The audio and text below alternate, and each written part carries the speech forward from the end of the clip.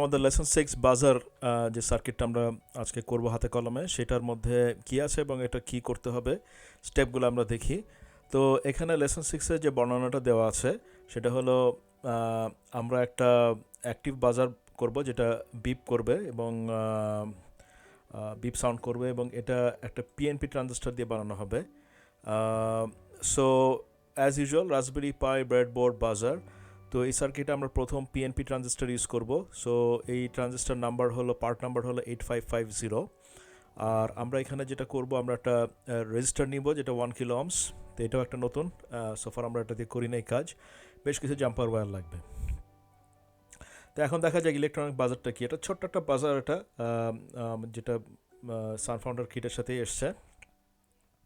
তো এটা DC power দিয়ে চলে এবং এটার একটা ইন্টারেস্টিং পার্ট হলো যে এটার একটা পজিটিভ পার্ট আছে আর নেগেটিভ পার্ট আছে। তো অবশ্যই পজিটিভটাকে সার্কিটের পজিটিভ কানেকশনের সাথে দিতে হবে।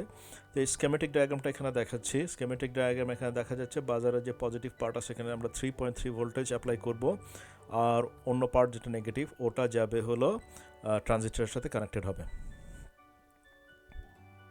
তো এখানে একটু চার্ট করে পিএনপি ট্রানজিস্টর যেটা আমরা ইউজ করবো সেটা সম্বন্ধে আমরা একটু জেনে নিই। তো যেটা জানেন ট্রানজিস্টার 3টা লেগ থাকে, একটা এমিটার, বেজ আর কালেক্টর থাকে। সো পিএনপি ট্রানজিস্টারের সিম্বলটা এইভাবে দেখানো হয়, অ্যারো চিহ্নটা ভিতরের দিকে যায়, এইভাবে দেখানো হয়। তো আপনি যদি নাম্বারটা আপনার দিকে রাখেন, আপনার ফেসিং রাখেন, তাহলে পিএনপি ট্রানজিস্টার এমিটার লেগটা হবে মোস্ট লেফটেরটা, মাঝখানটা বেজ অ্যাজ ইউজুয়াল, আর কালেক্টরটা হবে রাইট সাইডে।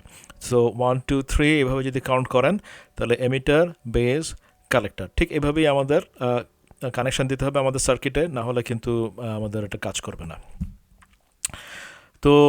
তো দেখলাম আমরা বাজারটা, আমরা ট্রানজিস্টারটা দেখলাম আমাদের এই ট্রানজিস্টার কীভাবে দিতে হবে। তো এখানে এইভাবে ট্রানজিস্টারটা কানেকশান দিয়েছে, সার্কিটে যেভাবে দেওয়া হয়েছে এমিটারের সাথে কানেক্টেড হবে বাজার, আর তারপর বেজের সাথে 1K রেজিস্ট্যান্স দিতে হবে এবং তারপর কানেকশন যাবে GPIO 17 এর সাথে। আর যেটা কালেক্টর, সেটা ট্রানজিস্টারের কালেক্টরটা যাবে গ্রাউন্ড কানেকশনের সাথে। তো এইভাবে আমরা কানেকশন দিয়েছি। আমাদের এখানে যে গ্রাউন্ড, এটা আমি ইউটিলাইজ করেছি GPIO 17 3.3 ভোল্টেজটা আমাদের সার্কিট পাচ্ছে হলো এই GPIO বোর্ড থেকেই, রাসবেরি পাই থেকে। তো এটাই গেল তাহলে ওভারঅল সার্কিট কানেকশন। আর আমাদের কোডটা দেখে নিই চার্ট করে। তো এটাই কোডটা এখানে আছে আমাদের। এখান থেকে আমরা কোডটা নিয়ে আমরা এক্সিকিউট করব। তো এইটা হলো আজকে আমাদের যে সার্কিটটা আমরা দেখাচ্ছি বাজার, এটার কম্পোনেন্ট। তো আমার যেটা দরকার হবে 1K মানের একটা রেজিস্টার, একটা ট্রানজিস্টার, একটা বাজার। তো ট্রানজিস্টার একটা বিশেষ মান আছে। তো এই পার্টস, ট্রানজিস্টার যে পার্টস, এটা হলো পিএনপি ট্রানজিস্টার, এটার নাম্বার হলো 8550, রেজিস্টার 1K মানের, আর বাজার। তো এই বাজারের একটা বেসিক্যালি যে বৈশিষ্ট্যটা সেটা হলো এটার পজিটিভ সাইড একটা আছে, তো সেইটাকে সেই হিসাবে এটাকে সেট করতে হবে। তো সেগুলো দেখাচ্ছি আমি, আর ট্রানজিস্টারের মানটা কিভাবে রিড করবেন সেটাও দেখাচ্ছি। তো এখানে আমার অ্যাসেম্বল সার্কিটটা আমি দেখাচ্ছি। তো আজকের এই সার্কিটটার সবচেয়ে ক্রিটিক্যাল কম্পোনেন্ট যেটা, সেটা হলো ট্রানজিস্টার। সে ট্রানজিস্টারের যে 3টা লেগ আছে, সেই 3টা লেগকে প্রপারলি কানেক্ট করতে হবে, এমিটার, বেজ আর কালেক্টর।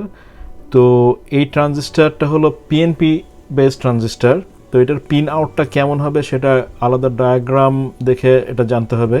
তো আপাতত এটা সহজ করার জন্যে এই যে ফ্ল্যাট পোর্শন যেটা, সেটা ফেসিং আপনার দিকে ফেস করা অবস্থায় লেফট মোস্ট লেগটা হলো এমিটার, মাঝখানেরটা হলো বেস, আর রাইট মোস্টটা হলো কালেক্টর। সো কালেক্টরটা আমার গ্রাউন্ডে চলে গেছে এই ব্ল্যাক কেবলের দিয়ে, এই যে গ্রাউন্ডে কানেকশান। আমার GPIO পোর্টের যে গ্রাউন্ড কানেকশান আছে ওইটা আমি ব্ল্যাক দিয়ে আমি কমন কানেকশান করেছি এখানে। আর এটা বেসিক্যালি এইখানে হবে গ্রাউন্ডে, তো এটা চেক করে নিলাম এখানে। আর 3.3 ভোল্টেজ যেটা সেটা আমার এখানে এসেছে। এখান থেকে আমি ট্যাপ করে 3.3 ভোল্টেজের যে কেবলটা এটা আমার গেল হলো বাজারের পজিটিভ প্রান্তে। বাজারের নেগেটিভ প্রান্তের সাথে যেটা সেটা এসছে হলো এমিটারের সাথে, ট্রানজিস্টরের এমিটারের সাথে কানেক্টেড হয়েছে। আর বেসটা একটা 1K রেজিস্ট্যান্সের সাথে কানেক্টেড হয়ে এই কেবলটা দিয়ে আমরা GPIO পিন 17 সাথে আমরা কানেক্ট করেছি যাতে আমরা বায়াসটা কন্ট্রোল করতে পারি। তো এটাই গেল ওভারঅল কানেকশন। এখন প্রোগ্রাম এক্সিকিউট করে দেখি এটা কেমন কাজ করে। ওকে, তাহলে এখন আমি আমার কোডটাকে আমি এক্সিকিউট করি। এটা আমার কোড beep.py, দেখি সাউন্ড হয় কিনা। এটা কন্টিনিউয়াস একটা সাউন্ড হচ্ছে। তো এটাই আমার ছিল।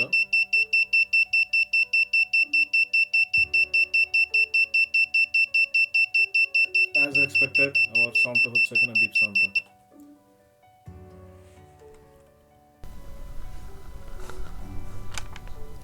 এবার কোডটা আরেকবার এক্সিকিউট করে দেখি, ডিপ সাউন্ড হচ্ছে। সার্কিট